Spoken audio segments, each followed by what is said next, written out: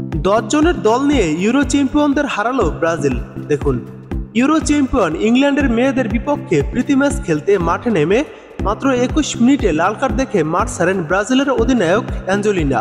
তবে 10 জনের দল নিয়েও পুরো ম্যাচ দাপট দেখিয়েছে ব্রাজিলিয়ান মেয়েরা।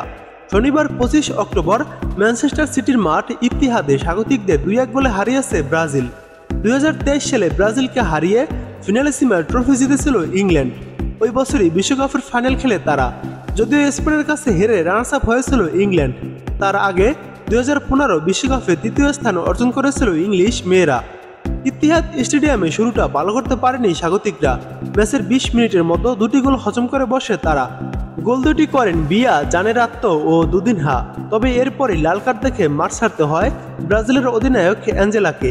কিন্তু 10 জনের দল নিয়েও প্রথমার্ধে কোনো গোল হজম না করেই বিরতিতে যায় তারা।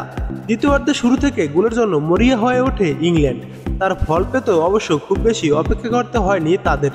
52তম মিনিটে পেনাল্টি পেয়ে যায় ইংলিশরা। সফল স্পট কিক থেকে ব্যবধান কমান স্টোনওয়ে। এরপর পুরো ম্যাচে আধিপত্য ধরে রেখে খেললেও আর কোনো গোলের দেখা পায়নি স্বাগতিকরা। ফলে 10 জনের দল নিয়েও 2-1 গোলের জয় নিয়ে মাঠ ছাড়তে হয় ব্রাজিলকে।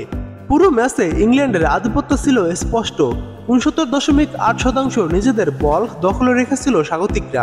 অন্যদিকে ব্রাজিলের দখলে বল ছিল মাত্র 30.2%। ইংল্যান্ড শট নিয়েছিল 18টি, বিপরীতে ব্রাজিল শট নিয়েছিল 10টি। তবে দুই দলই 3টি করে শট লক্ষ্যে রাখতে পেরেছিল। আক্রমণের দিক থেকেও এগিয়েছিল ইংলিশরা।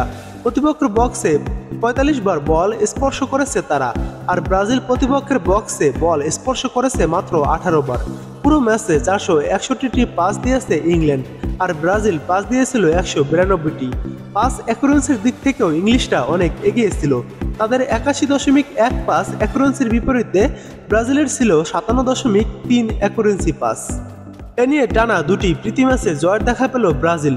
পরের ম্যাচটি তারা খেলবে ইতালির বিপক্ষে। আগামী মঙ্গলবার 28 অক্টোবর ম্যাচটি অনুষ্ঠিত হবে ইতালির এনিও তারদিনি স্টেডিয়ামে। একই দিনে ইংল্যান্ড খেলবে অস্ট্রেলিয়ার বিপক্ষে।